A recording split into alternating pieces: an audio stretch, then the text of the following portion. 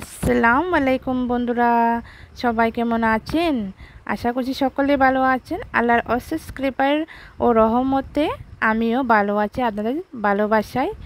তো দেখে নাও, আজকে তোমাদের সামনে নতুন একটা রেসিপি নিয়ে আবারও হাজির হয়ে গেলাম। তোমরা হয়তো থাম্বনেল টাইটেল দেখে তো বুঝতেই পেরেছো বন্ধুরা। তো কচুর ফুলের রেসিপি। কচুর ফুল আমি তেল ছাড়া একেবারে জিরো অয়েল আজকে রান্না করব। তোমরা দেখতে থাকো, সাথে থেকো। এটা রান্না করতে খুব কম সময় লাগে আর একেবারে মশলাও কিছু লাগবে না। একেবারে কিন্তু জিরো অয়েল, নো মশলা, একেবারে মশলা ছাড়া রান্না করতেও যেমন খুব কম সময় লাগে, খেতেও কিন্তু খুবই দারুণ লাগে। আশা করছি আমার আজকের এই রেসিপিটা আপনাদের সকলে ভালোই লাগবে আর আপনাদের পরিবারের সকলে, ছোটো বড়ো সকলে চেটে পেটে খাবে। তো আমার এই রেসিপিটা দেখতে হলে অবশ্যই আমার পাশে থেকে দেখো কিভাবে রান্না করেছি। দেখতে হলে, তাহলে না দেখলে কিন্তু পাশে থেকে স্কিপ করলে কিন্তু কিছু বুঝতে পারবে না, আপনারা মিস করবেন। তো চলো শুরু করা যাক। তো দেখে নাও, আমি এখানে কচুর ফুল নিয়েছি 500 গ্রামের মতো। আপনারা চাইলে কিনেও কিন্তু আনতে পারেন, এখন কিন্তু বাজারে সব সময় পাওয়া যায়। তো আমি এখানে এখন সিজনাল যদিও, তার জন্য আর আমাদের বাড়ির পাশে কিন্তু হয়ে থাকে। আর এগুলো আমি খেতে ধুয়ে কিন্তু ফিরে আসছি আবারও। আর যদি আপনারা এর আগেও আমি একটা রেসিপি, কচুর ফুলের রেসিপি দিয়েছি, চিংড়ি মাছ দিয়ে তেল দিয়ে রান্না করেছিলাম, তখন আমি কীভাবে কাটতে হয় সবগুলো টিপস সহ দিয়েছি। তখন আপনারা দেখে নেবেন, যারা রেগুলার দেখো তারা তো দেখেই নিয়েছে, আর যারা দেখুনি নতুন হয়ে দেখছো অবশ্যই দেখে নিও। তো দেখে নাও, আমি বলেছিলাম যে তেল ছাড়া কচুর ফুল আমি এই রেসিপিটা রান্না করে দেখাবো। একজন দিদি আমাকে বলেছিল অপেক্ষায় থাকবে। তো দেখে নাও দিদি, তোমার জন্য আমি কচুর ফুল তেল ছাড়া কীভাবে রান্না করব দেখে নাও। তো এভাবে রিং রিং করে আমি কেটে নিয়েছি। তো এরপর আমি কেটে ধুয়ে পরিষ্কার জল দিয়ে এটাকে কিন্তু ভালোভাবে কিন্তু 3 থেকে 4 বার ধুয়ে নিতে হবে। এরপর আমি শুটকিটাও কিন্তু বাসপাতি শুটকি দেবেন, আর আপনারা যদি পুঁটি শুটকি থাকে আপনাদের এক বাড়িতে, আপনারা পুঁটি শুটকিও দিতে পারেন। তো এখানে আমি ব্যবহার করব এখানে কাঁচা লঙ্কা। জাল না হলে কিন্তু খেতে ভালো লাগবে, তার জন্য আমি অনেকগুলো কাঁচা লঙ্কা দিয়েছি। আর এখানে আমি 6টা বাসপাতি শুটকি দিয়েছি, আর মিডিয়াম সাইজের পেঁয়াজ দিয়েছি 2টা। আর এখানে আমি 6টা রসুন বেটে রেখে দিয়েছি। তো রসুনটা কিন্তু অবশ্যই দিতে হবে। তো এখন আমি এখানে জল দিয়ে দেব 400 গ্রামের মতো। তো আপনারা কিন্তু চাইলে এখানে গরম জলও ব্যবহার করতে পারেন, আমি এখানে ঠান্ডা জল ব্যবহার করছি, কোনো প্রবলেম নেই।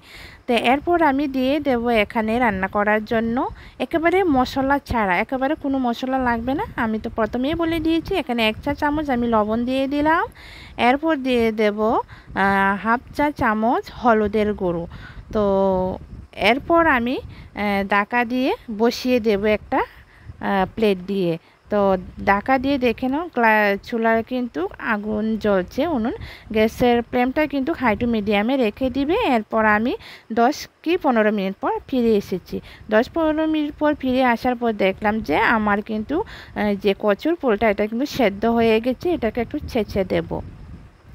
এই রেসিপিটা আই হোপ সবারই ভালো লাগবে, কারণ এটা কিন্তু খুবই স্বাস্থ্যকর খাবার, খুবই একদম হেলদি খাবার। কারণ এখানে কোনো মশলা নেই, কোনো তেল নেই। তেল যারা খেতে পছন্দ করে না, যারা মশলা খেতে পছন্দ করে না, আপনারা এভাবে রান্না করে খেতে পারেন, বা পরিবারে যারা খেতে চান না ওদেরকেও দিতে পারেন। তো দেখে নাও, এটা একটা প্রশ্ন থাকতে পারে যে শুটকিটা যে এভাবে দিয়েছে, এভাবে নাড়াচাড়া করলে কিন্তু শুটকির যে কাঁটা থাকে ওটা কিন্তু অনেকে ছোটরা খেতে পারবে না, একদমই না।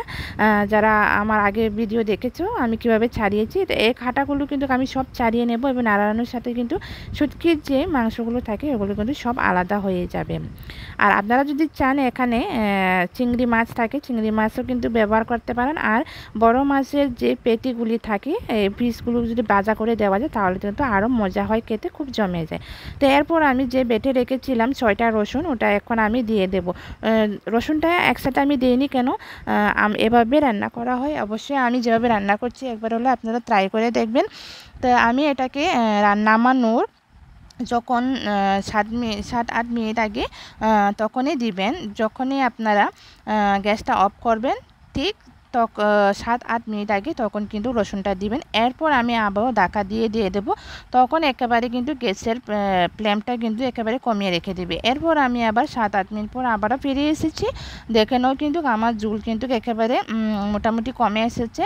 তো এভাবে কিছুক্ষণ আমি এভাবে নাড়াচাড়া করে কিন্তু আর মরিচগুলা কিন্তু ফাটিয়ে দিয়েছি, ছিঁড়ে দিয়েছি। তাও কিন্তু আমি কি করেছি এভাবে নাড়াচাড়াও কিন্তু একটু মানে কাঁচা লঙ্কাটাকে আমি মানে ফাটিয়ে নেব এভাবে নাড়াচাড়া করে, কেননা একটু জাল জাল না হলে কিন্তু খেতে ভালো লাগবে না। আমি কিন্তু একসাথে কিন্তু সবগুলো কিন্তু মানে যে উপকরণ লাগবে সবগুলো কিন্তু একসাথেই দিয়ে দিয়েছি। আর কে কে কচুর ফুল খেতে পছন্দ করো অবশ্যই কিন্তু তোমরা কমেন্ট করে জানিও, তোমাদের কমেন্টের অপেক্ষায় থাকবো। আর যাই যেখান থেকে দেখছো অবশ্যই কিন্তু শেয়ার করে দিবেন আপনাদের প্রিয়জনদের সাথে, আপনার পরিবারের সাথে, আপনাদের আত্মীয়স্বজনদের সাথে। ওরাও যারা রান্না করেন, রান্না শিখেন, নতুন রাঁধুনিদের জন্য কিন্তু খুবই উপকারিতা হবে। আপনারা যদি আমার এই রেসিপিটা ফলো করে থাকেন, একদম খুব কম সময় লাগে রান্না করতে, হাতে অল্প সময় নিয়ে 7-8 মিনিট সময় নিয়ে কিন্তু রান্নাটা করে নিতে পারেন।